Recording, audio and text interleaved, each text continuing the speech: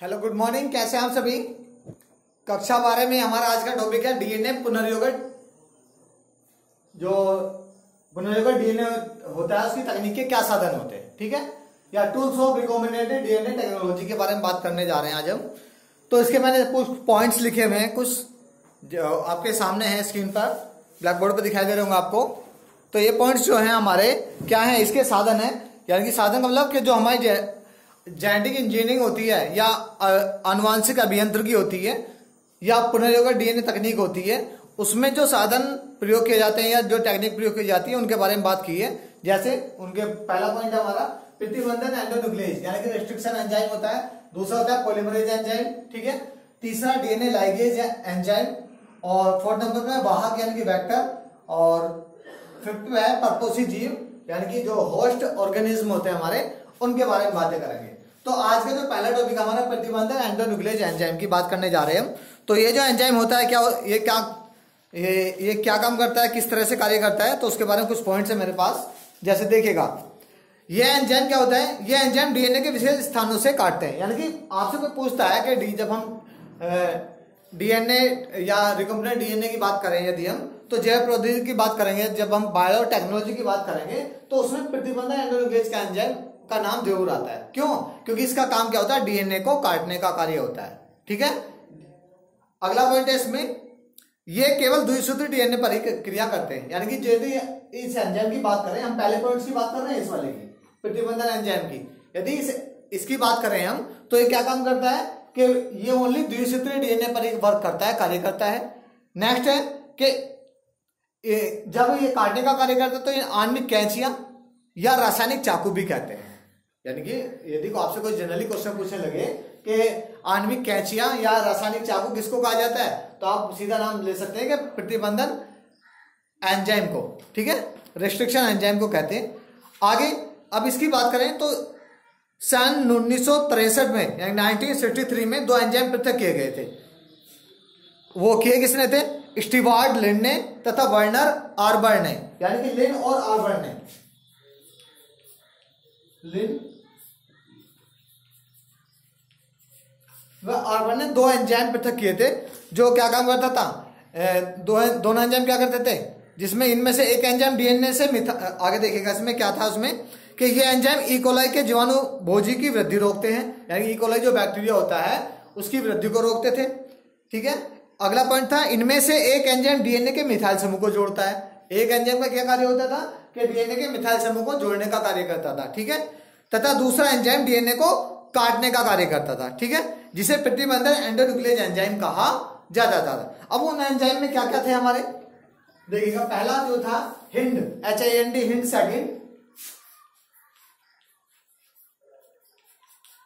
Second था। तो hind second में क्या था, प्रथम प्रतिबंधक एंडोन्यूक्लियस एंजाइम, ये क्या था, ये हमारा पहला प्रतिबंधक या रिस्ट्रिक्शन एंजाइम था, पहला वाला। अब सेकंड की बात करें तो HIND, हिंड सेकंड की बात करें तो ये क्या काम कर रहा था, ये डीएनए को ऐसे विशिष्ट स्थानों से काटता जहां पर 6 क्षारक युग्मों का एक विशेष अनुक्रम पाया जाता है। आपको मैंने डीएनए की स्ट्रक्चर बताई होगी, इस तरह से आपने बनाया होगा डीएनए ये डबल हेलिकल में। तो इसमें क्या होते हैं, नाइट्रोजन क्षारक होते हैं, A double bond T, T double bond A, C triple bond G, G triple bond C, A double bond T, T triple bond A। इस तरह से आपने डीएनए की स्ट्रक्चर बनाई होगी, S S S S। Phosphate समूह होता था,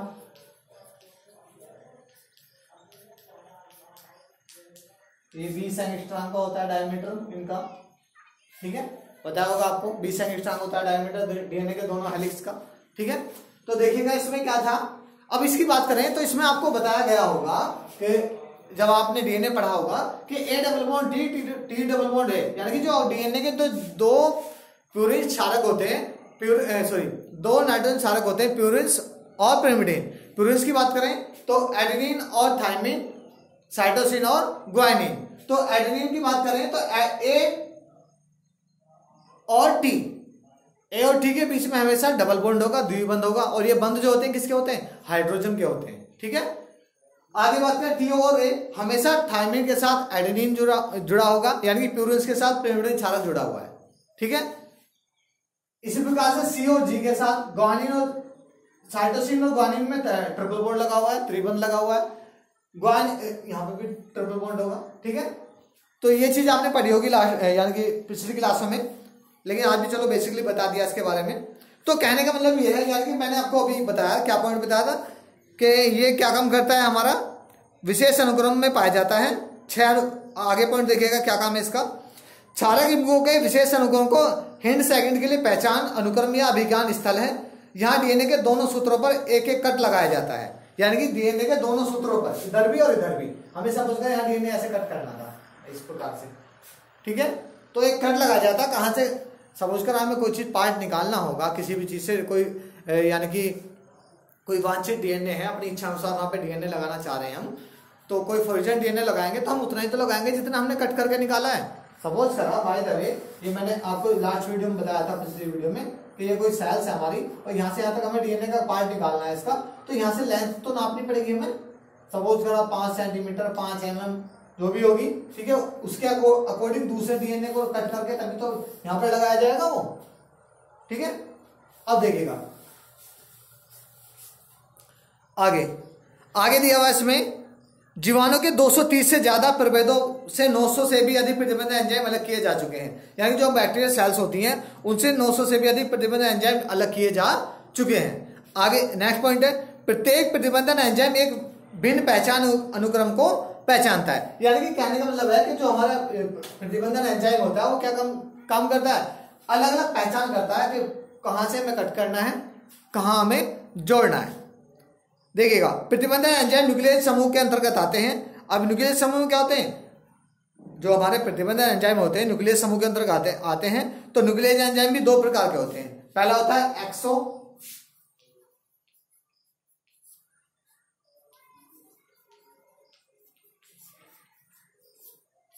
एक्सोन्यूक्लियस, दूसरा होता है एंडोन्यूक्लियस। एक्सो का मतलब जैसे बाहर से, एंडो का मतलब अंदर से। अब एक्सो का अलग वर्क है और एंडोन्यूक्लियस का अलग वर्क है। देखिएगा इसमें क्या लिखा हुआ है कि एक्सोन्यूक्लियस एंजाइम डीएनए के सिरों से न्यूक्लियाइड्स को काटता है, यानी कि जो डीएनए के सिरे होते हैं उनके न्यूक्लियाइड्स को कट करता है, ठीक है। आगे एंडोन्यूक्लियस एंजाइम डीएनए के बीच के विशिष्ट स्थानों को काटता है। तो ये तो यहां से कट कर रहा है और एंडो वाला अंदर से कट कर रहा है। अंदर का मतलब कि जो हमारे हाइड्रोजन बॉन्ड होते हैं वहां से कट करता है उनको। क्लियर। आगे पॉइंट है कि एंडोन्यूक्लियस एंजाइम डीएनए अनुक्रम की लंबाई का निरीक्षण करके विशिष्ट पहचान अनुक्रम को अभिज्ञान कराता है। जैसे मैंने अभी आपको बताया, सब करा हमें यहाँ से यहाँ तक 6 बेसिस लेने हैं, तो इसकी लेंथ भी तो नापनी पड़ेगी ना कि लेंथ कितनी होगी, तो उसी लेंथ के अकॉर्डिंग हमें कट करना होगा।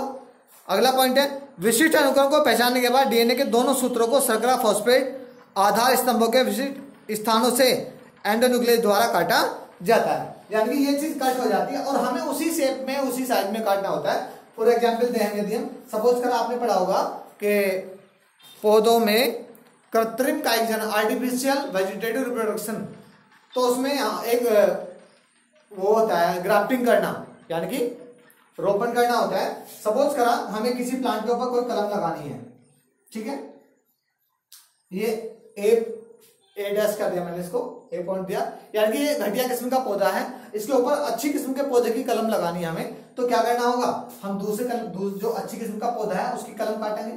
सपोज करा कि हमने क्या किया, हमने इसकी जो कलम काटी वो इस शेप में काटी, एरो वाली शेप में। अब हम जो अच्छी किस्म का पौधा है उसकी शेप ये वाली काट के और इसके ऊपर लगाएंगे। यदि हम सपोज करा ये हमने कट कर दी यहां से ऊपर से, ठीक है, अब हम इसके ऊपर जोड़ेंगे, क्या जुड़ जाएगी इस तरह से, ये तो बीच में खाली स्पेस रहेगा ना। तो कहने का मतलब क्या है, हमें डीएनए भी उसी शेप में काटना होगा जिस शेप में हमारा क्या, जो हमने विशिष्ट डीएनए को निकाला है, या सॉरी जो हमने वांछित डीएनए को निकाला है, तो विशिष्ट डीएनए भी उसी शेप में कट करके लगाना होगा। उसी शेप में हमारे नाइट्रोजन क्षारक आए होने चाहिए और ए के साथ टी कनेक्ट होना चाहिए, टी के साथ ए, सी के साथ जी, जी के साथ सी और ए के साथ टी, टी के साथ ए, ठीक है। ये हमेशा बॉन्ड आपको याद रखने होंगे, ए और टी के बीच में क्या बॉन्ड होता है, सी और जी के बीच में क्या बॉन्ड होता है। तो हम क्या काम करेंगे, इस वाले प्लांट को हम इस वाली शेप में कट करेंगे ना, इस वाली शेप में। जब इस वाली शेप में कट करेंगे तो हम क्या करेंगे, इस वाले ऊपर की जो कलम होगी ये वाली हमारी, ये वाली जो कट होगी कलम होगी, तो इसको ये बिल्कुल साइड इसके ऊपर आके ऐसे लग जाएगी ना ये, फिर इसको मोम लगा के ऐसे बांध देंगे हम, बांधने के बाद ये कनेक्ट हो जाती है। तो सेम कंडीशन हो ये इसके कंपैरिजन नहीं है, इसके मैंने एक एग्जांपल दिया कि हम किस प्रकार से कट कर सकते हैं। ठीक है, आगे देखिएगा, आगे मैं आपको दिखाता हूं इसी में ही कि किस प्रकार से हम डीएनए के को कट करते हैं।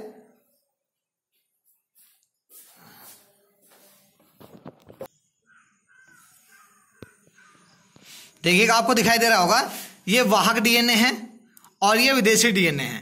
वाहक का यानी कि क्या है, वाहक डीएनए के दोनों, यहां पे लिखा हुआ वाहक डीएनए के दोनों गुणसूत्रों के जी व ए क्षारकों के बीच में से काटा जाता है। जी व ए आपको इंडिकेशन दिखाई दे रहा होगा एरो के निशान से, मैं आपको अभी बताता हूं, एक मिनट।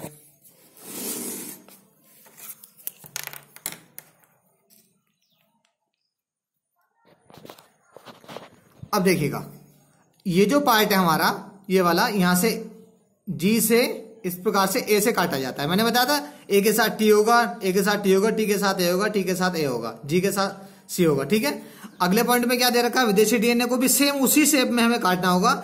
विदेशी डीएनए यानी कि फॉर्जन डीएनए ए क्षारकों के बीच में काटा जाता है। ठीक है, नेक्स्ट की बात करें तो विवाहक विदेशी डीएनए के चिपचिपे सिरों एक दूसरे से जुड़ जाते हैं। तो जो हमारा चिपचिपा सिरा होता है इधर वाहक डीएनए का, और इधर ये विदेशी डीएनए का चिपचिपा सिरा होता है। तो जब इसको हम यहां पर इधर लेकर आएंगे तो ये इससे यहां कनेक्ट हो जाएगा और ये पुनर्योगक डीएनए बनके तैयार हो जाता है। तो ये था हमारा क्या कि पुनर्योगक डीएनए के अंतर्गत प्रतिबंधन एंडोन्यूक्लियस एंजाइम का क्या वर्क होता है, कैसे कार्य करते हैं।